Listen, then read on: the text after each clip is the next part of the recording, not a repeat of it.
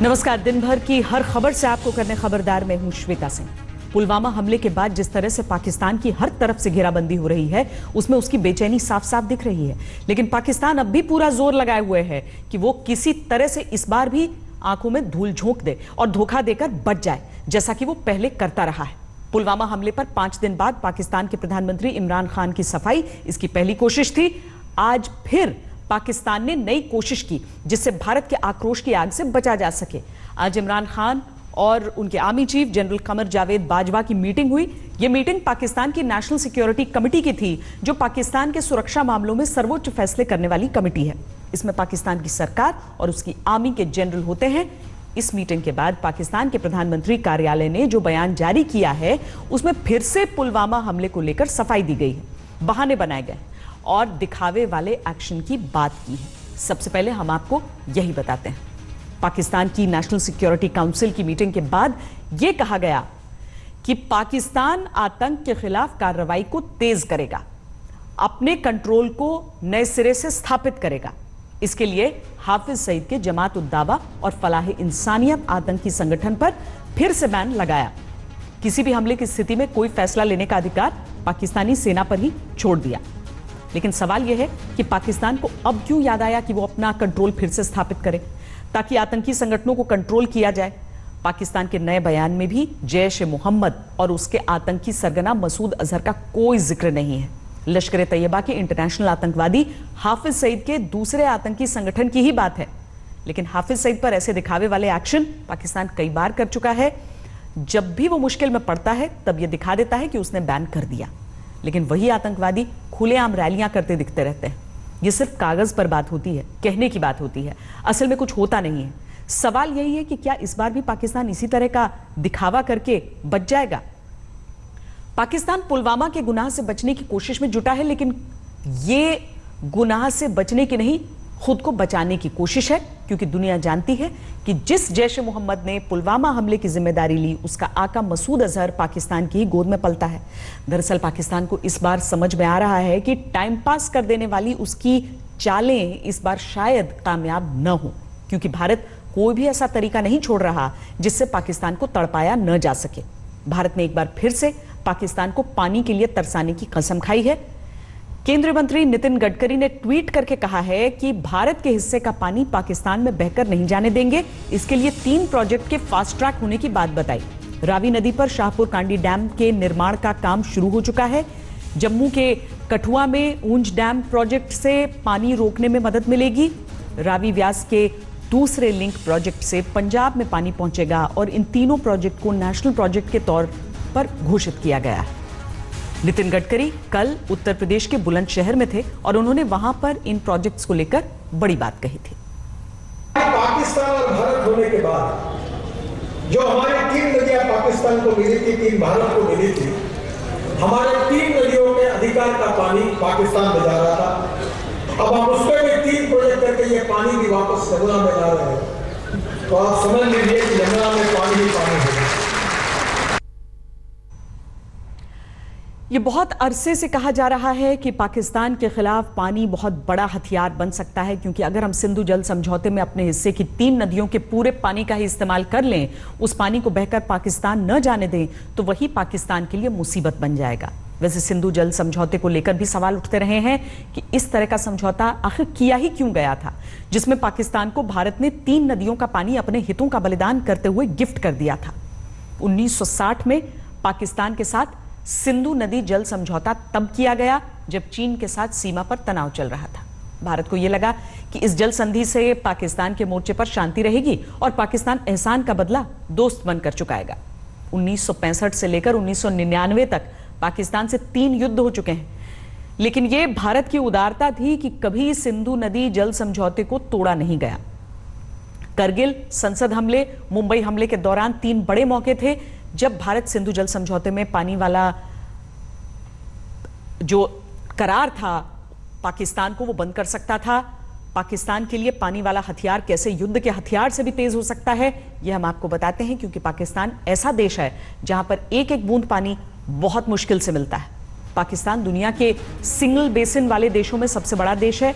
पाकिस्तान की अर्थव्यवस्था का पूरा आधार ही इस पानी पर टिका है। सिंधु, चिनाब, झेलम के पानी पर पाकिस्तान की 90% खेती टिकी है। पाकिस्तान की अर्थव्यवस्था में 20% खेती का हिस्सा होता है। जानकार बताते हैं कि 2025 तक पाकिस्तान में पानी का भयानक संकट होगा। जाहिर है कि पाकिस्तान कितना भी जता ले, लेकिन पानी वाले हथियार को हल्के में नहीं ले सकता। ये वो हथियार है जिसकी धार बहुत तेज है। हम आपको बता देते हैं कि आखिर सिंधु जल समझौता क्या है। भारत और पाकिस्तान के बीच आजादी के बाद से ही पानी को लेकर विवाद शुरू हो गया। साल 1948 में भारत ने पाकिस्तान की तरफ जाने वाली नदियों का पानी रोक दिया था। हालांकि बाद में पानी की आपूर्ति शुरू कर दी गई थी। उसके बाद सितंबर 1951 में विश्व बैंक भारत और पाकिस्तान के बीच नदियों के पानी के बंटवारे का समझौता करवाने के लिए मध्यस्थ की भूमिका निभाने की हामी भरकर सामने आया। इसके बाद करीब 10 साल तक बैठकों का दौर चलता रहा और 19 सितंबर 1960 को भारत और पाकिस्तान के बीच जल पर समझौता हुआ। इसे ही 1960 का सिंधु जल समझौता कहा जाता है। समझौते पर भारत के तत्कालीन प्रधानमंत्री जवाहरलाल नेहरू और पाकिस्तान के तत्कालीन राष्ट्रपति अयूब खान ने रावलपिंडी में दस्तखत किए। 12 जनवरी 1961 से समझौते की शर्तें लागू कर दी गई।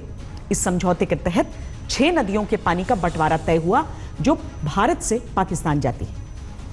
3 नदियों रावी, ब्यास और सतलज के पानी पर भारत का पूरा हक दिया गया। बाकी 3 नदियों झेलम, चिनाब और सिंधु के पानी के बहाव को बिना बाधा पाकिस्तान को देना तय हुआ। समझौते के तहत झेलम, चिनाब और सिंधु नदियों के पानी के कुछ सीमित इस्तेमाल का अधिकार भारत को दिया गया, जैसे बिजली बनाना, कृषि के लिए सीमित पानी के इस्तेमाल की छूट भारत को दी गई। समझौते के तहत एक स्थायी सिंधु आयोग की स्थापना की गई। 58 साल पहले भारत और पाकिस्तान ने इस समझौते पर हस्ताक्षर किए थे और दोनों देशों के बीच 3 युद्ध और हजारों दिक्कतों के बावजूद यह समझौता कायम है। यह अंतर्राष्ट्रीय संधि है जिसे तोड़ा तो नहीं जा सकता, लेकिन भारत इतना जरूर कर सकता है कि अपने हिस्से का जो पानी बर्बाद होता है और जिससे पाकिस्तान आबाद होता है उसे रोका जाए।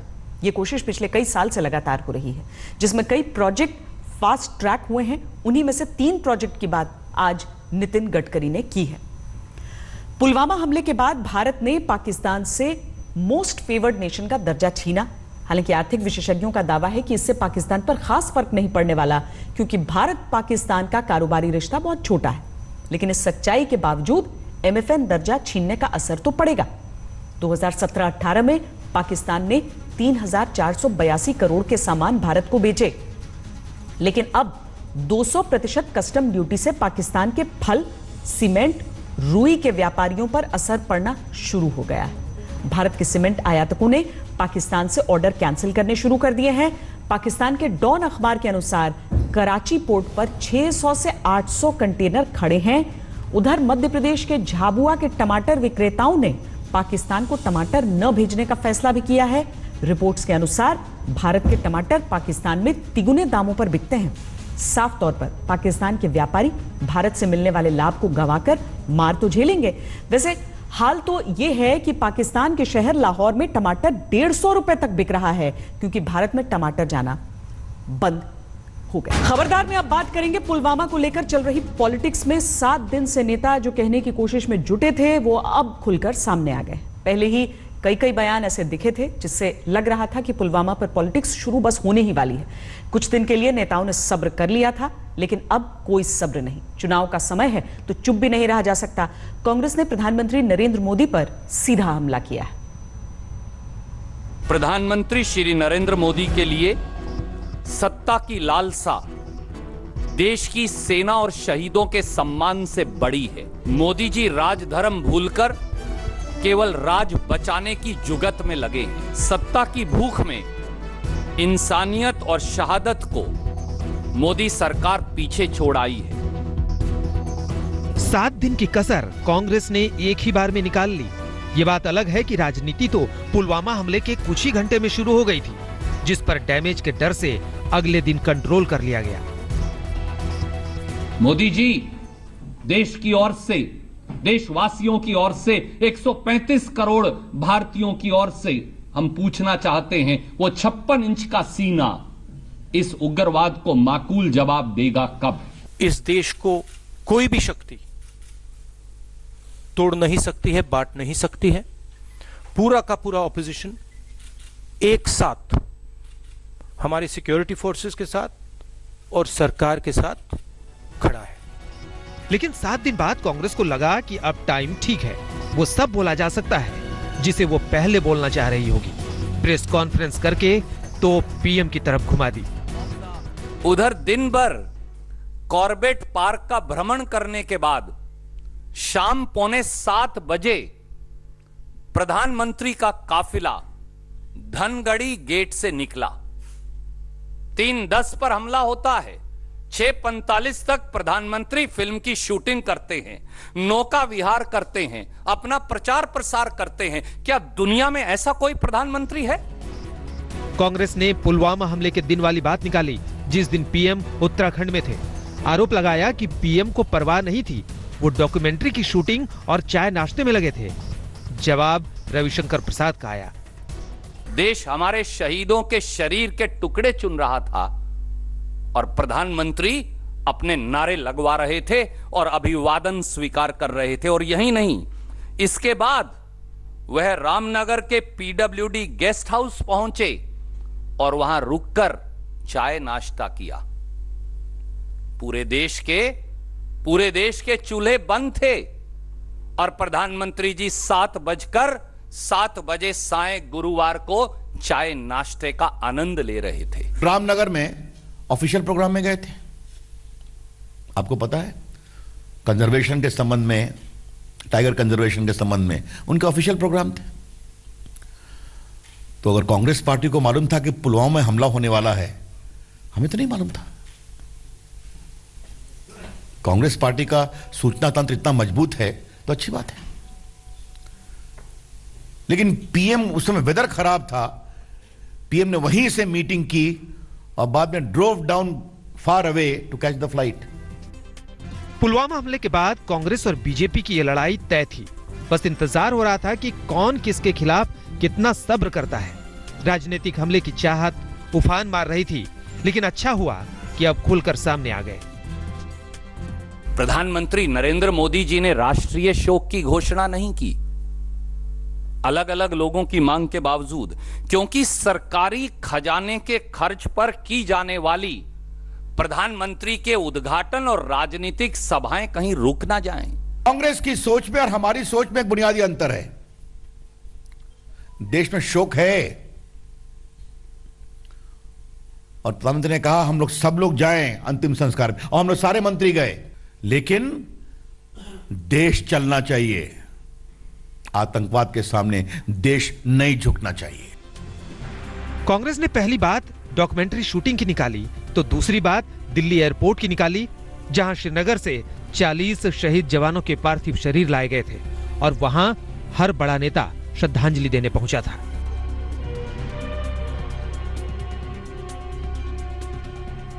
जिस देश का प्रधानमंत्री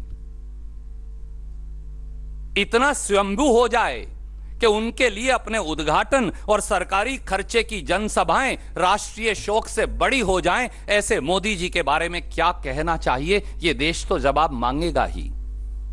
और यहां तक कि 16 फरवरी 2019 को शहीदों के ताबूत, उनके कफन दिल्ली एयरपोर्ट पर थे, पर प्रधानमंत्री जी 1 घंटा लेट पहुंचे झांसी से, क्योंकि वहां राजनीति करने में व्यस्त थे। आज बहुत ही हमारे प्रधानमंत्री के खिलाफ घटिया बातें की गई हैं। आज हम उस स्तर पर नहीं उतरना चाहते हैं। एक बात हम बहुत पीड़ा से कहेंगे कि सोशल मीडिया पर श्रीमान राहुल गांधी का एक वीडियो काफी वायरल है कि जहां हमारे सेना के शहीद की बॉडी आई थी, वहां पर वो अपने मोबाइल फोन पर कुछ कर रहे थे। हमने उसको इशू बनाया क्या? कांग्रेस ने पालम एयरपोर्ट पर पीएम के देर से पहुंचने की बात उठाई, तो बीजेपी ने राहुल गांधी का वायरल वीडियो बता दिया। इन सीधे हमलों के बीच कांग्रेस ने पुलवामा हमले से जुड़े सीधे सवालों पर सरकार को घेरा। स्थानीय आतंकियों को सैकड़ों किलोग्राम आरडीएक्स, M4 कार्बाइन और रॉकेट लॉन्चर कैसे मिले? आप ही तो कहा करते थे कि ये विदेश से कैसे आते हैं। जब सरकार आपकी है, मनमोहन सिंह जी से सवाल पूछते थे, हम आपसे सवाल पूछते कि ये सैकड़ों किलोग्राम आरडीएक्स, M4 कार्बाइन्स और रॉकेट लॉन्चर देश में आए कहां से? अब कह रहे हैं आरडीएक्स कहां से आया?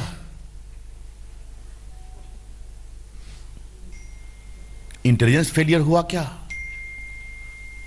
शेयरिंग करिए, बताइए।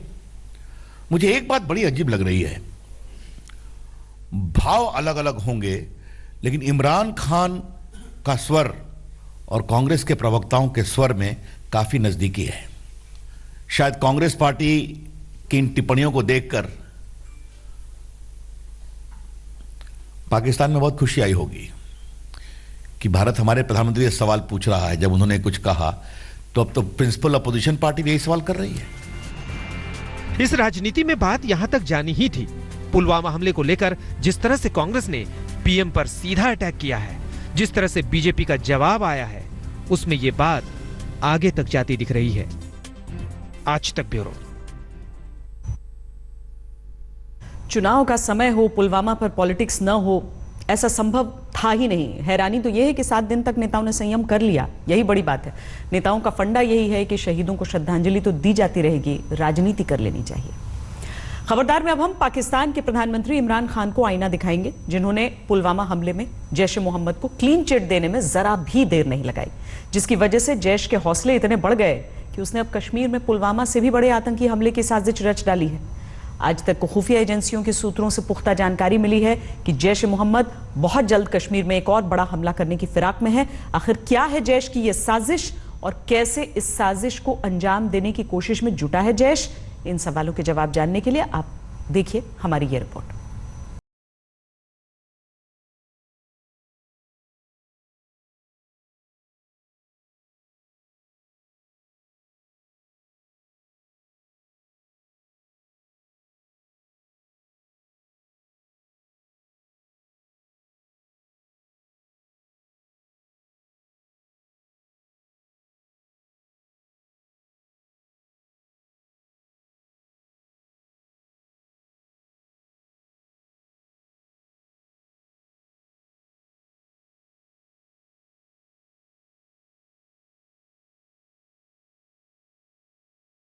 पुलवामा आतंकी हमले में मिली भगत के पक्के सबूत होने के बावजूद पाकिस्तान की तरफ से क्लीन चिट मिलने से उत्साहित आतंकी संगठन जैश ए मोहम्मद अब हिंदुस्तान में पुलवामा से भी बड़े आतंकी हमले की साजिश रच रहा है। पुलवामा में सीआरपीएफ के कॉन्वॉय को निशाना बनाने के बाद जैश ए मोहम्मद के आतंकवादी अब उत्तर कश्मीर में सेना के काफिले को निशाना बनाने की साजिश रच रहे हैं। दरअसल पुलवामा हमले के बाद 16 और 17 फरवरी के दौरान पाकिस्तान में बैठे जैश के आला कमान और कश्मीर में बैठे आतंकवादियों के बीच बातचीत को इंटरसेप्ट कर खुफिया एजेंसियों ने पुलवामा से बड़े हमले का अलर्ट जारी किया है। आज तक को खुफिया सूत्रों से मिली जानकारी के मुताबिक जैश ए मोहम्मद अगले 2 से 3 दिनों के भीतर ही पुलवामा जैसे आतंकी हमले को अंजाम दे सकता है। सूत्रों के मुताबिक जैश ए मोहम्मद चौकी बल और तंगधार में पुलवामा हमले की तरह आईडी ब्लास्ट करने की साजिश में है। हमले को अंजाम देने के लिए जैश के आतंकवादियों ने एक गाड़ी को भी तैयार कर लिया है, जिससे हमले को अंजाम देने की फिराक में है जैश। आतंकी अब ये जानते हैं कि सेना सिविल गाड़ियों को रोकेगी, इसीलिए सेना के ही रंग में वो एक सिविल गाड़ी को रंग कर काफिले का हिस्सा बनाने की साजिश रच रहे हैं। देश की खुफिया एजेंसियों ने जैश ए मोहम्मद से जुड़े एक सोशल मीडिया ग्रुप के मैसेज को डिकोड किया है, जिससे ये पता चला है कि पिछले आतंकी हमले में 200 किलोग्राम खिलौने यानी विस्फोटक का इस्तेमाल किया गया था, लेकिन अब की बार 500 किलोग्राम विस्फोटक का इस्तेमाल करके बड़ा हमला किया जा सकता है। एक खुफिया इनपुट में यह भी पता चला है कि कुछ लोकल कश्मीरियों को आतंकी बनाने के लिए तैयार किया जा रहा है। बताया जा रहा है कि सरहद के पार 5 से 6 आतंकी घुसपैठ के लिए गुरेज सेक्टर के पास बैठे हैं, जो आदेश मिलते ही हिंदुस्तान में दाखिल हो जाएंगे। जैश की साजिश का इनपुट मिलने के बाद खुफिया एजेंसियों ने सुरक्षा बलों को चौकन्ना रहने को कहा है, ताकि पुलवामा जैसा हमला करने में आतंकवादी दोबारा कामयाब न हो पाएं। अभी इंटेलिजेंस इनपुट्स ये हैं और जैश ए मोहम्मद के आतंकवादी पाकिस्तान में बैठे ये थ्रेटन भी कर रहे हैं कि अभी हमने एक किया है, हम और करेंगे और उत्तर कश्मीर में सेना के कॉन्वॉय को निशाना बनाएंगे, सेना की ही गाड़ी की तरह अपनी गाड़ी बना के और उसमें बम लगा के फिर एक मानव बम आएगा। जो कोई बोलता है उनको बोलने दीजिए, पर मैं यहाँ पे मैं आपको ये कह सकता हूँ कि हमारी जो सिक्योरिटी फोर्सेस हैं, चाहे वो सीआरपीएफ है, राष्ट्रीय राइफल है, जम्मू कश्मीर पुलिस है, आर्मी है, वो ऑपरेशनली बहुत कॉम्पिटेंट हैं और कोई भी चैलेंज आएगा उसको मीट करने के लिए तैयार हैं। और हमारा एक फोकस है कि अगर कोई आतंकवादी हथियार नहीं डालता उसको हम न्यूट्रलाइज करेंगे। देखिए, ये सही है कि आतंकवादियों को एक बड़ी सफलता मिली है और भारतीय सुरक्षा बलों पर उन्होंने एक गहरी चोट की है। 40 सीआरपीएफ के जवान मारे गए, परंतु अब वो जो बार बार डींग मार रहे हैं कि ये खिलौना था और अब अभी तो 100 किलो का एक्सप्लोसिव था, अब हम 500 किलो का एक्सप्लोसिव करेंगे, ये सब हाँकने वाली बातें हैं। फिर भी चूंकि उनको एक आंशिक सफलता मिल चुकी है तो हमें इसको गंभीरता से लेना पड़ेगा। हमको, हमारे सुरक्षा बलों को और हमारे जो खुफिया एजेंसीज हो, उनको सबको ये पूरी तैयारी करनी पड़ेगी ताकि कहीं कोई चूक न होने पाए, कहीं कोई कमी न होने पाए, हमारी सुरक्षा में कोई सेंध न लगाने पाए। जिस तरह का अलर्ट पुलवामा से बड़े हमले को लेकर आया है, वैसा ही अलर्ट खुफिया एजेंसियों की तरफ से पुलवामा हमले से पहले भी आया था।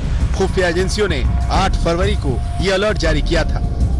जम्मू कश्मीर में जैश के आतंकवादी आईईडी ब्लास्ट कर सकते हैं। अलर्ट में कहा गया था कि आतंकवादी सुरक्षा बलों के काफिले को निशाना बना सकते हैं। और अब एक बार फिर खुफिया एजेंसियों की तरफ से पुलवामा जैसा, लेकिन पुलवामा से बड़ा आतंकी हमला करने का अंदेशा जताया जा रहा है। लेकिन अब ऐसे हमलों को नाकाम करने की जिम्मेदारी निभाने के लिए देश की सेना तैयार है। इस साजिश का खुलासा तो हो गया, लेकिन इस साजिश को नाकाम कैसे किया जाएगा, ये सेना, अर्धसैनिक बल और पुलिस के लिए एक बड़ी चुनौती होगी। अभिषेक भल्ला और कैमरामैन किशन कुमार के साथ गौरव सावंत, पुलवामा, आज तक। एक तरफ इमरान खान है जो पुलवामा हमले में जैश ए मोहम्मद की भूमिका को देखकर भी अनदेखा कर रहे हैं। दूसरी तरफ मसूद अजहर है जो पाकिस्तानी फौज की सरपरस्ती में हिंदुस्तान पर पुलवामा से भी बड़े हमले की स्क्रिप्ट लिख रहा है। आपको याद होगा, जैश ए मोहम्मद ने पुलवामा हमले की जिम्मेदारी लेते हुए इस हमले को अंजाम देने वाले आतंकवादी का वीडियो तक जारी कर दिया था। लेकिन अब जैश के सरगना जो है मसूद अजहर, उसने ऑडियो मैसेज जारी करके पुलवामा हमले से पल्ला ही झाड़ लिया। सुनिए क्या कह रहा है। गुज़श्ता एक हफ्ते से एक किताब पर काम करने के लिए खलवत नशीन था। इसी खलवत नशीनी में ही खबर मिली कि मकबूजा कश्मीर में एक बड़ा हमला हुआ है और आपका नाम फिर हस्बे साबिक चल निकला है, बल्कि इस बार कुछ ज़्यादा ही शिद्दत है। मौत और कत्ल की धमकियां दी जा रही हैं वगैरह वगैरह। आज सारी दुनिया आदिल अहमद डार जैसे अजीम इंसान, अजीम वली, अजीम हीरो को मेरी तरफ मंसूब कर रही है, जबकि मैं इस हसरत में हूँ कि काश मैंने कभी उनको देखा होता, उनकी जियारत की होती, उनसे कभी कोई राब्ता होता। जीते रहो आदिल, जीते रहो। तुम जैसे प्यारों की तरफ मेरी निस्बत मेरे लिए सआदत की बात है, और तुम जैसे प्यारों की वजह से अगर मुझे मार भी दिया गया तो यह भी मेरे लिए सआदत होगी। पुलवामा जैसे हमले से सीख लेते हुए केंद्र सरकार ने एक बड़ा ऐलान किया है। अब जम्मू कश्मीर में तैनात सभी सुरक्षा बलों, जितने भी जवान हैं, जम्मू से श्रीनगर सड़क से यात्रा नहीं करेंगे। सभी जवानों को अब हवाई रास्ते से भेजा जाएगा। पहले यह सुविधा सीनियर रैंक के अधिकारियों को मिलती थी, अब सभी जवानों पर यह नियम लागू होगा। देखन में छोटन लगे घाव करे गंभीर, ये बात मेड इन इंडिया हल्के लड़ाकू विमान तेजस पर बिल्कुल फिट बैठती है। और आज हम आपको इन्हीं छोटे लेकिन दुश्मन पर गहरे घाव करने की ताकत रखने वाले देश के पहले मेड इन इंडिया लड़ाकू विमान की ताकत से रूबरू करवाएंगे, जो अब दुश्मन पर आसमानी आफत बरसाने के लिए पूरी तरह तैयार है। भारत में बने LCA तेजस को बुधवार को फाइनल ऑपरेशनल क्लियरेंस यानी FOC मिला। मतलब अब भारतीय वायुसेना मौका आने पर तेजस को युद्ध के मैदान में उड़ा सकेगी। आज बेंगलुरु में चल रहे एरो इंडिया 2019 में पहुंचे आर्मी चीफ बिपिन रावत ने तेजस में उड़ान भरी। इस दौरान आर्मी चीफ ने देसी लड़ाकू विमान की ताकत को महसूस किया और तेजस को तैयार करने वाले हिंदुस्तान एरोनॉटिक्स लिमिटेड और DRDO को बधाई दी। अब आपको हम तेजस की आसमान से भी ऊंची उड़ान पर ले चलते हैं। हमारा दावा है आप अपने घर में आज तक देखते हुए आसमान में उड़ते तेजस के तेज को महसूस करेंगे। Made in India light combat aircraft the Tejas. छोटा,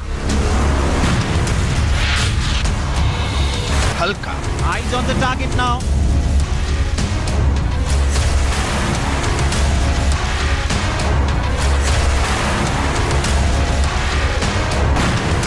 छरहरा,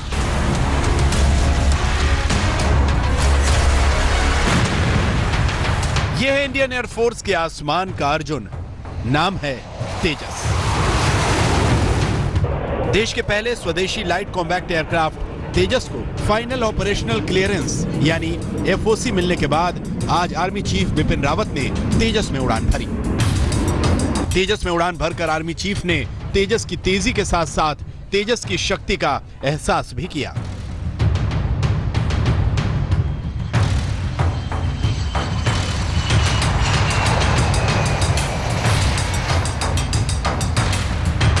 For me, it was a wonderful experience to have got the opportunity to fly inside the LCA. From whatever I could witness, the avionics of the aircraft are very good.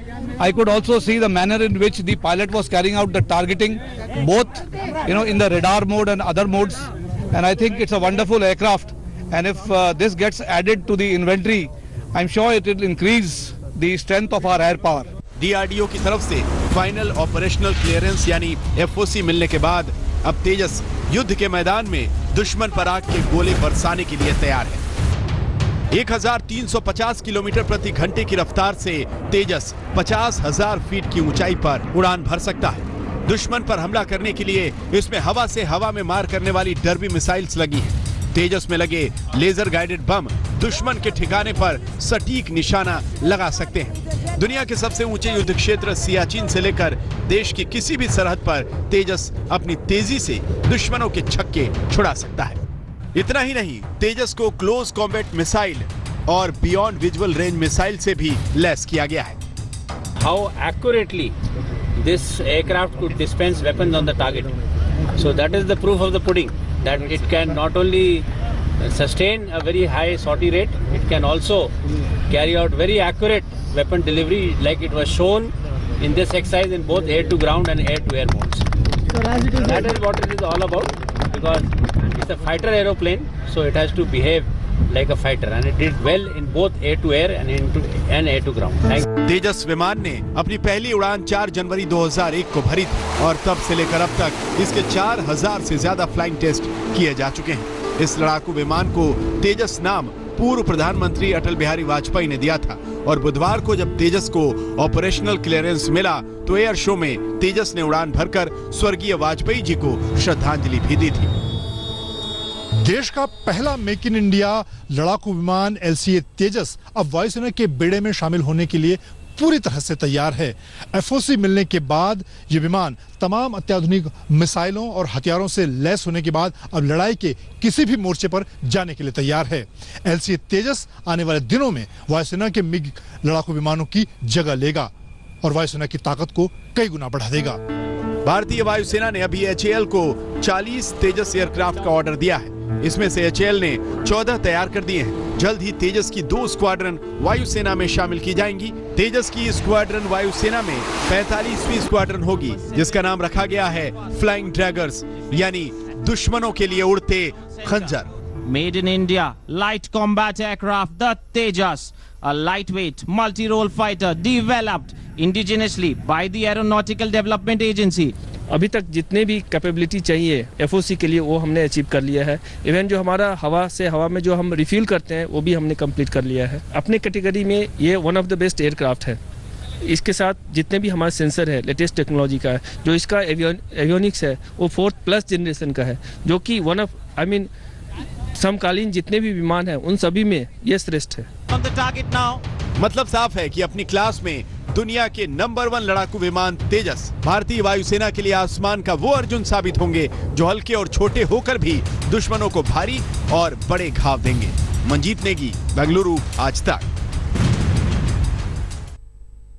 Bharat के पहले स्वदेशी supersonic तेजस को दुनिया के सबसे हल्के लड़ाकू विमान होने का गौरव हासिल है।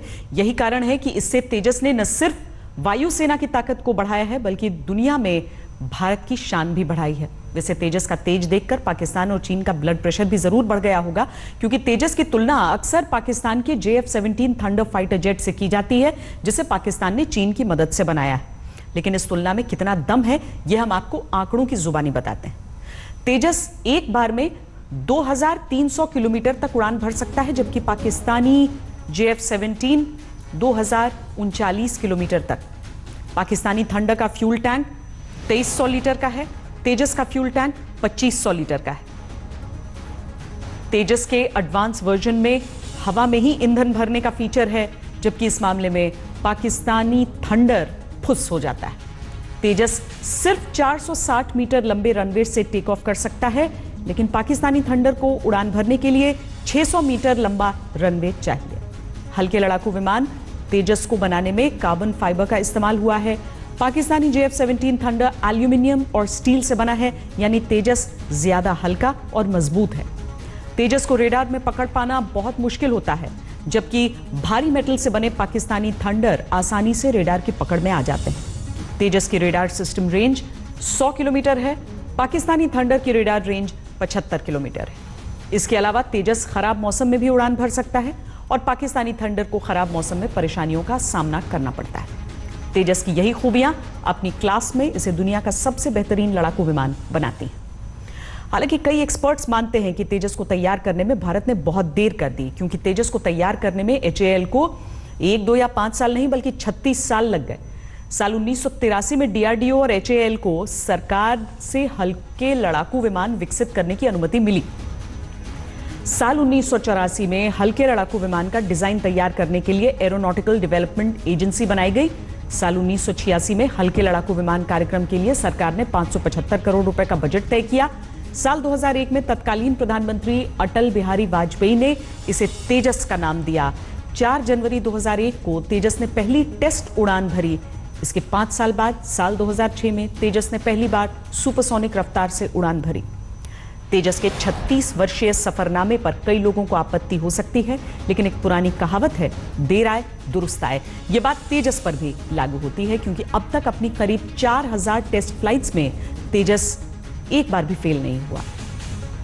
बांग्लादेश में बुधवार रात को आग से जलकर 78 लोगों की मौत हो गई। आग ढाका के चौक बाजार इलाके की एक इमारत में लगी, जिसके बाद आसपास की 4 इमारतों में फैल गई। जिस इमारत से आग फैली वो 5 मंजिला है, जिसके ग्राउंड फ्लोर पर कई दुकानें हैं। इमारत की पहली मंजिल पर प्लास्टिक, कॉस्मेटिक्स और इत्र के वेयरहाउस हैं। ऊपर की मंजिलों पर कुछ परिवार रहते हैं। रात 11:15 बजे लगी आग पर 37 दमकल गाड़ियां सुबह 5 बजे जाकर काबू पा सकी। खबरदार में आज के लिए इतना ही। देश और दुनिया की बाकी खबरों के लिए देखते रहिए आज। लेटेस्ट खबरों के लिए यूं ही देखते रहिए आज तक, और इस वीडियो के पसंद आने पर लाइक, शेयर एंड सब्सक्राइब करना ना भूलें।